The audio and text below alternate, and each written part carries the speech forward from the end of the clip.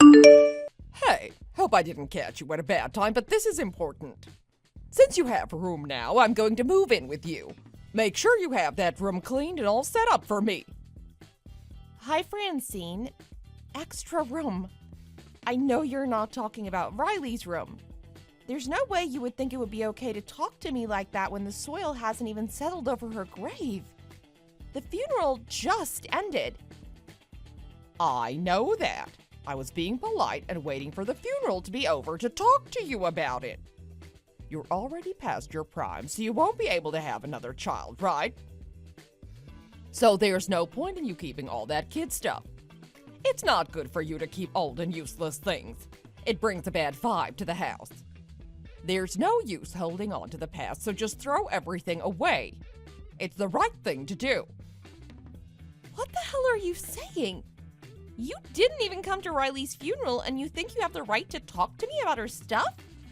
She's just been laid to rest and you didn't even waste a minute to disrespect her. I don't like going to dreary and drab things like funerals.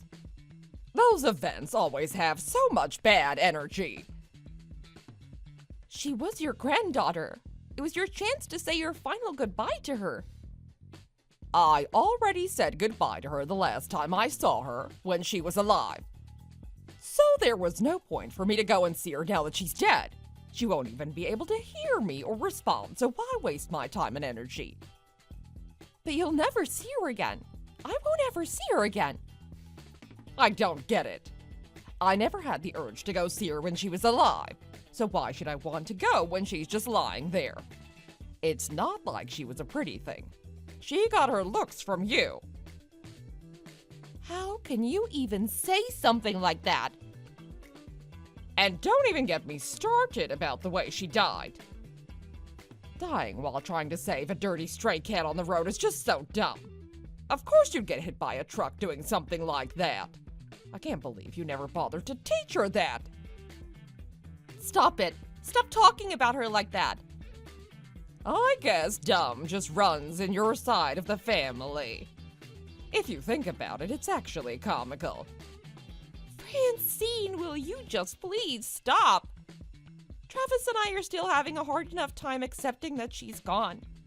I can't ever see her or hug her or hear her voice again. When are you going to stop going on and on about her? She's not here anymore. Just let it go and move on. Get all of her things out of that room and you'll forget about her. Make sure you clean every corner and repaint the room. I want it to be eggshell white. I'm not doing that. The only thing you're not doing is your makeup.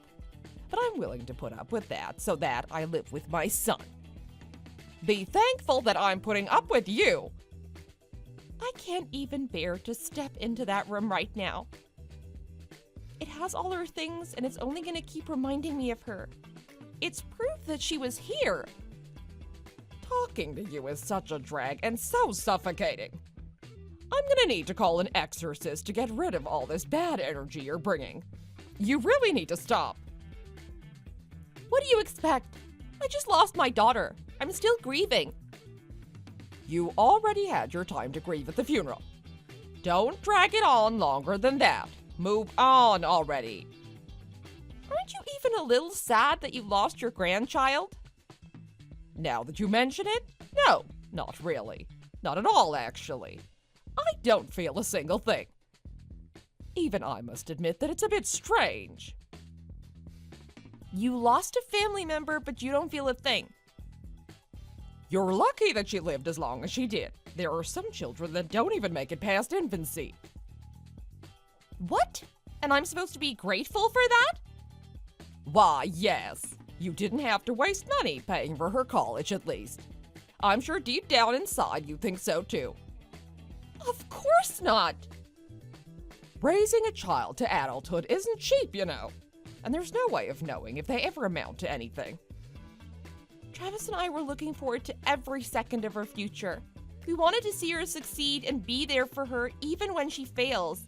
Don't you get that? I've been a mother for longer than you, so here's the truth about being a parent. No matter how you raise them, it's a total waste of your time and money. But you raised Travis. Are you saying it wasn't worth it? I did. I raised him well and even paid for his college. But he still went and did something stupid like marrying a stupid, ugly mess like you. A total waste of all my effort.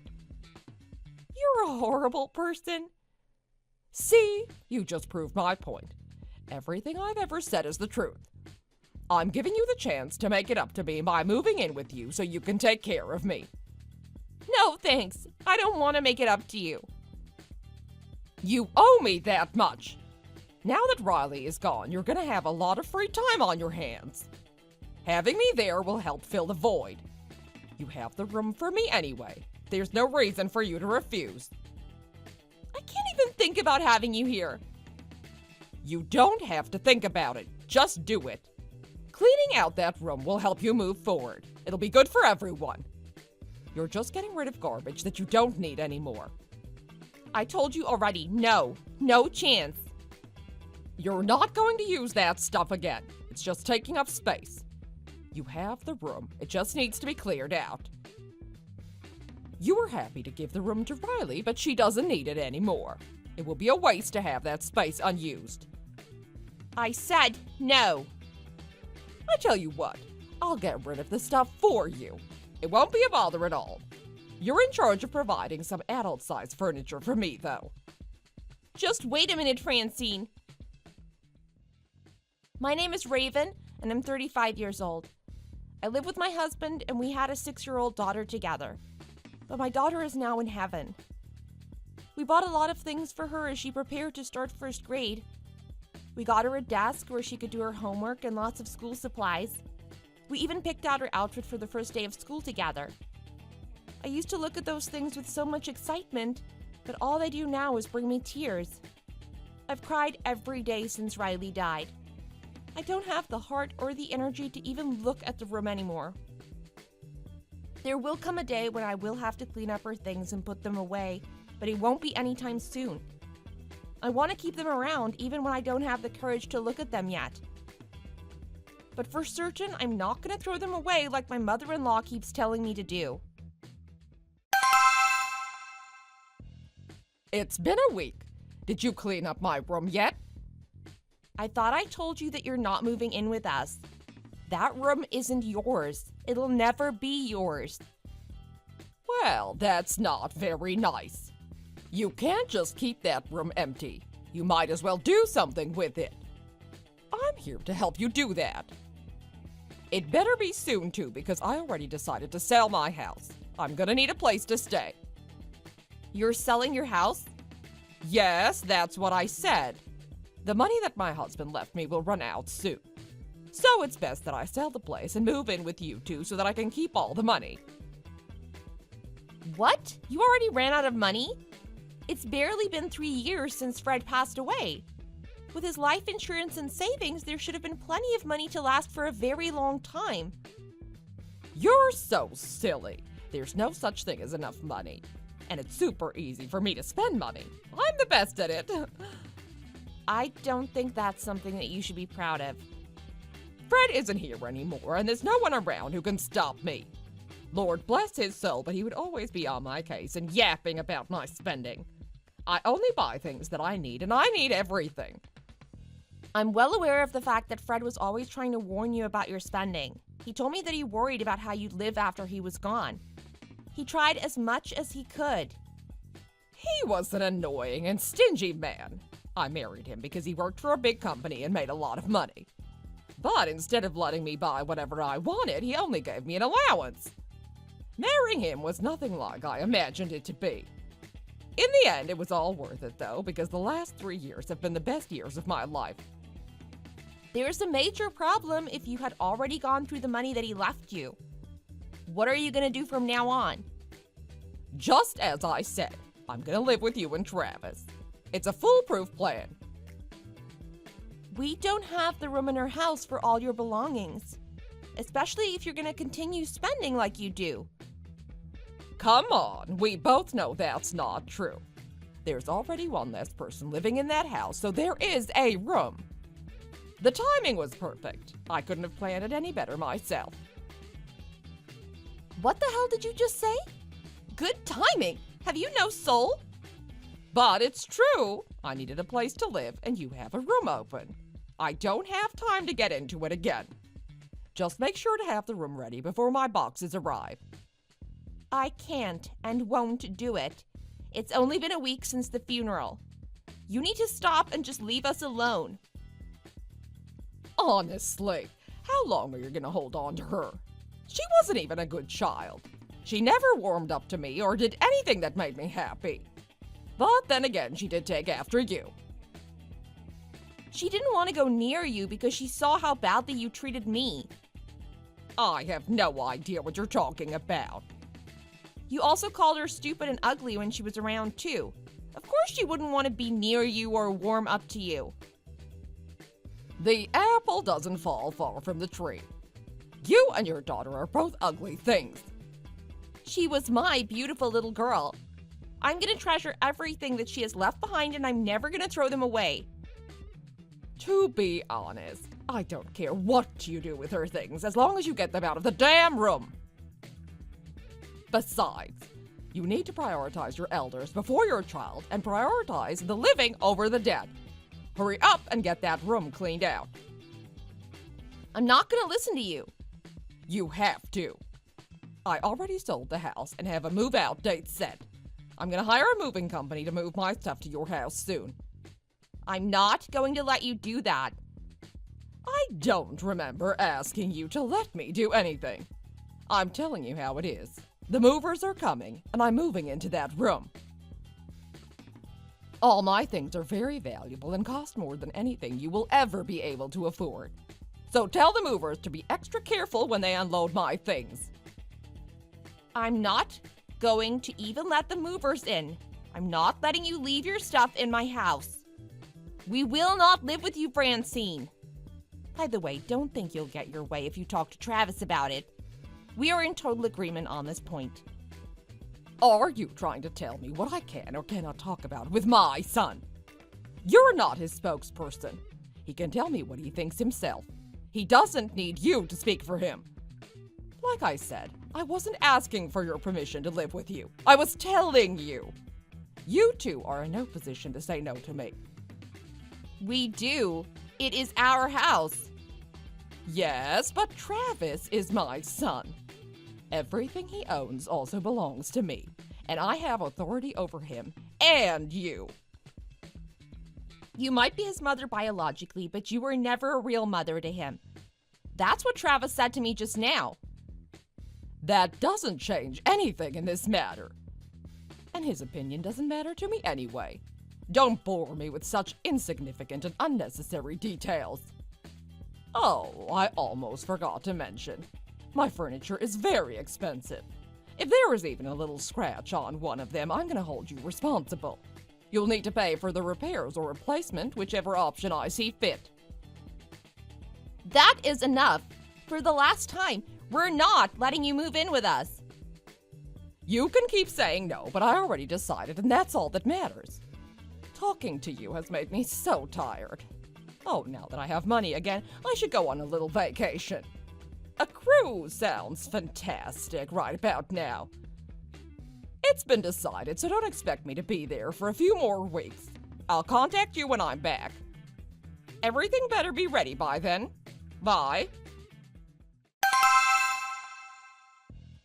Hello, Raven. It's been so long. I'm done traveling now, so I think it's time for me to come home.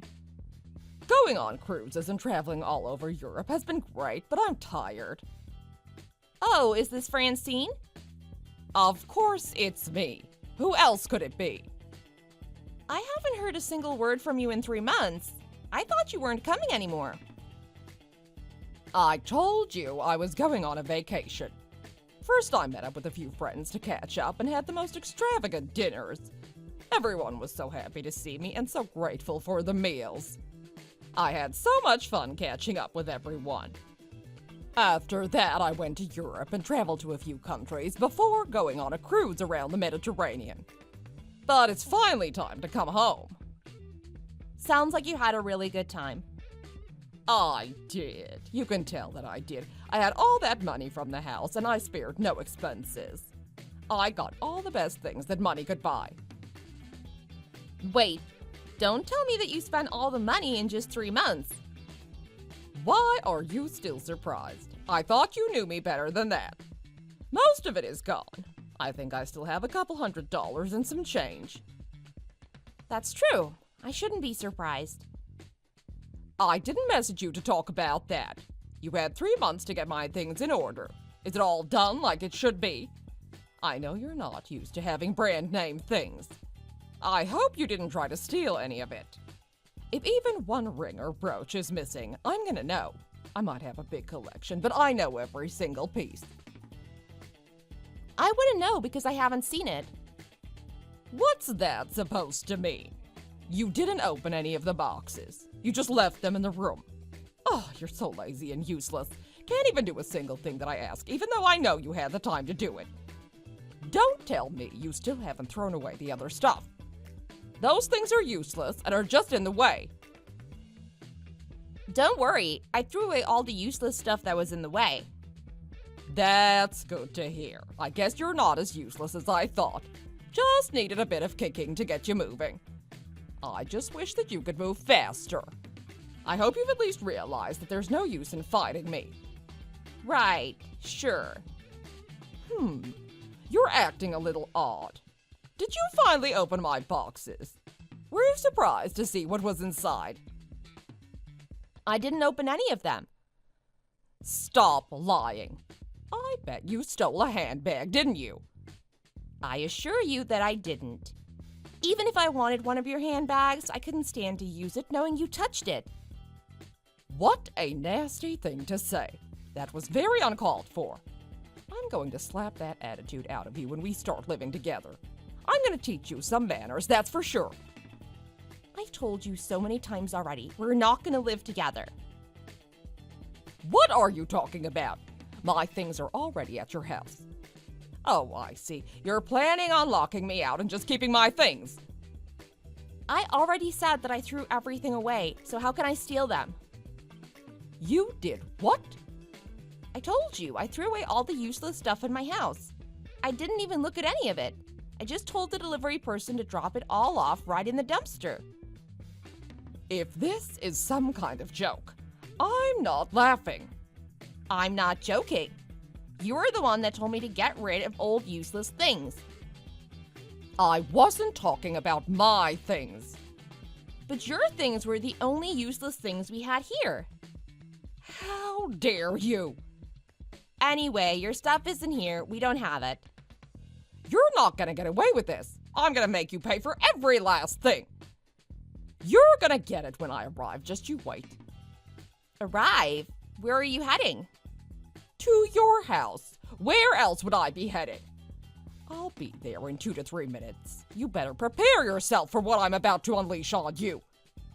What on earth? Raven, what is the meaning of this? Meaning of what? You said that you'll get here in 2 to 3 minutes, right? I'm waiting right here. When I knocked on the door of your house, a strange old man opened the door. Really? Where did you go, Francine? Oh, I bet you went to the old house. The old house? What do you mean? We don't live in that house anymore. We rented it out. That man's name is Mr. Cooper. He just texted me and said that an unknown woman just knocked at his door. He was very surprised to see you. I don't blame him. I'd be shocked to see an old hag standing on my porch, too. How and when did this happen? We moved about 2 months ago. What? Why didn't you tell me? We decided a while ago to move to a place with bigger rooms when Riley enters elementary school. Riley was also looking forward to the move. You decided that long ago without telling me. Yeah. I guess I should have told you earlier so I could have saved Mr. Cooper some trouble. Of course you should have told me. I'm your mother-in-law. You? Really? You weren't even sad when you lost your grandchild. Can you still call yourself a mother? I don't even know if you're human. Who are you trying to fool? Tell me your address right now. I'm staying with you whether you like it or not. No, I don't think so. Then what am I supposed to do? I don't have any money left. That's not my problem. Besides, you get Social Security, don't you? That's not even enough to pay the interest rates on my credit cards. Even though I'm aware of your spending habits, it's still shocking to me. I don't have any money or a place to live now. Really, that's rough. Why are you being so nonchalant? You're not thinking of just abandoning me, are you? You got that right. But you have to help me. We're family. I'm Travis's mother. Now, why would I help someone like you?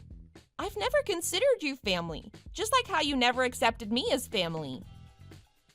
Same with Travis. He doesn't think of you as his mother. How dare you tell me to throw away Riley's things? That's unthinkable. Fine, you don't have to throw them away. I wasn't ever going to throw them out. There's nothing more important to me than the things that Riley has left behind. I'm sorry, okay? I'm sorry I ever suggested it. Please, you have to let me stay with you. I don't need useless junk like you in my home. Don't be like that. Just help me. I refuse. But I'm in a lot of trouble here. You're just going to abandon me and let me suffer. Why, yes. Good luck. We're never going to see or talk to you again. Bye. Please, I'm begging you. Don't leave me alone. Francine ended up moving to a very small and dingy apartment. It was the only thing that she could afford. She was even able to find herself a part-time job, but what she made was still not enough to cover her debts. So now she has to live frugally and on a very strict budget, which is something that she has never had to do before. She tried so many times to try and contact us in some way, but we refused everything and then blocked her each time. We haven't heard from her in a while, thankfully. Travis and I decided to take in the kitten that Riley had tried to save. She's sleeping on my lap right now. A neighbor told us that she was fostering it after the accident. We waited until we were settled into our new place before we officially adopted the kitten into our family. I actually heard that Riley had been taking care of this kitten for a long time at the park near our house. Riley was so kind and gentle. I miss her so much. Travis and I are doing our best to keep her memories alive. We talk about her to each other every day. The days don't seem so long and lonely anymore. I guess that means we're healing bit by bit. My precious little girl has become an angel. I hope she's up there watching down on us. Thanks for watching. Please hit the like button and subscribe for more videos.